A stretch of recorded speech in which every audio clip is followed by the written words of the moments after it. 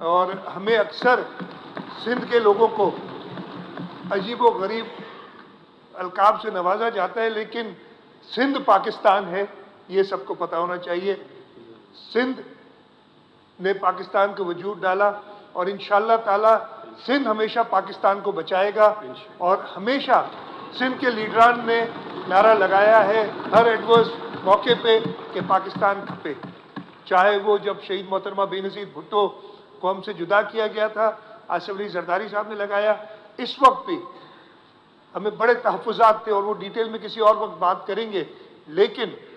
Chairman Bilawal Bhutto Zardari, president Asif Ali Zardari نے کہا نہیں، ہم نے جمہوریت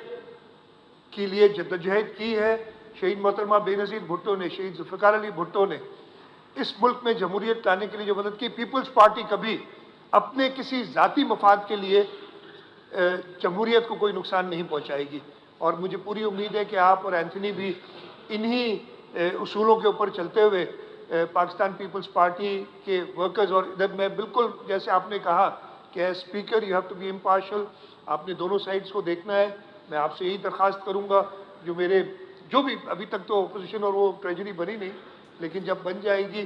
تو میں اپوزیشن والوں سے بھی کہوں گا کہ کوآپریٹ کریں اسپیکر کے ساتھ، تاکہ اس ہاؤس کو ایک بہتر نمونے سے چلایا جا سکے۔ آپ کا بہت شکریہ اسپیکر صاحب۔ اور جس طریقے سے انہوں نے پاکستان پیپلز پارٹی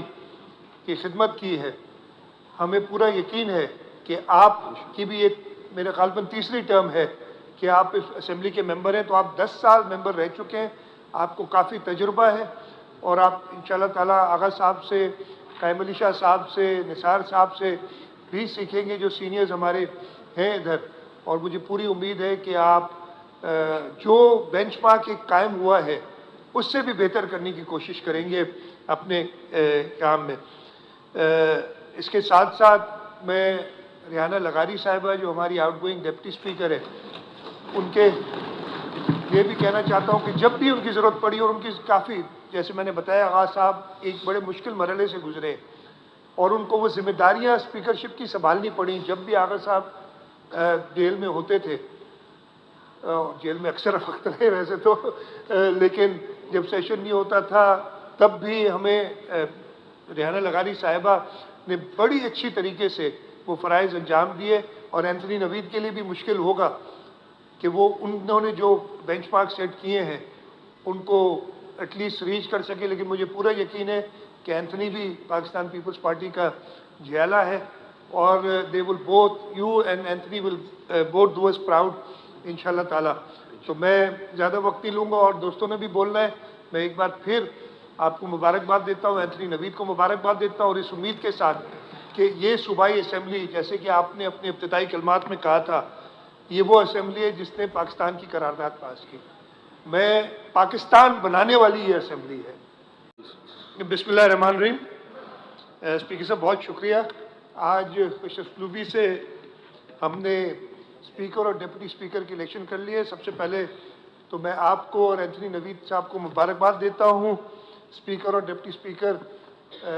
یہاں سے الیکٹ ہوئے ہیں سندھ اسمبلی کے۔ آپ بات کرنے سے پہلے میں ضرور چاہوں گا کہ ہمارے out going speaker Agha Siraj Durrani صاحب، جنہوں نے 10 سال اس اسمبلی کے اسپیکر کی حیثیت سے کام کیا ہے، اور یہ ایک ریکارڈ ہے، کوئی بھی اسپیکر اس اسمبلی کا 10 سال نہیں کام کر سکا۔ ہم تو چاہ رہے تھے کہ اور زیادہ کام کریں، لیکن آغا صاحب چاہ رہے تھے کہ ادھر ہمارے ساتھ بیٹھیں اور کسی اور کو موقع دیا جائے۔ آغا صاحب نے جس طریقے سے 10 سال اور 10 مشکل سال، خاص طور پہ جو پچھلے 5 سال تھے، اس لیے وہ نہ صرف اس اسمبلی کے لیے، نہ صرف اس ملک کے لیے، نہ صرف اس صوبے کے لیے، بلکہ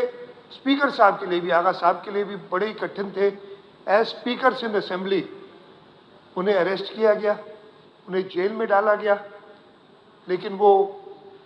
جیل میں ہوتے ہوئے بھی انہوں نے اپنے اسپیکر کے فرائض انجام دیے، ہاؤس میں آتے تھے، اور یہ مثال کہیں اور نہیں ملے گی آپ کو کہیں بھی۔ یہ صرف سندھ اسمبلی اور پاکستان پیپلز پارٹی کے ممبران ایسے کر سکتے ہیں کہ ہر مشکل میں وہ جو فرض ان کو دیا جاتا ہے وہ اس کو نبھائیں۔ آغا صاحب نے، جیسے میں نے کہا، جس طریقے سے اسمبلی چلائی، اور ان کے پاس ایک اور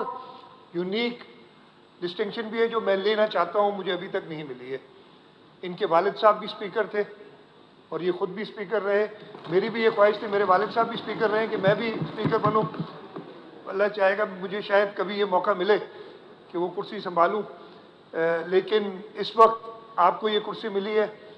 आपकी भी एक बड़ी सियासी जिद्दोजहद है, आपकी पूरे ख़ानदान की, ख़ास तौर पे खुर्शीद अहमद शाह साहब, वो 88 में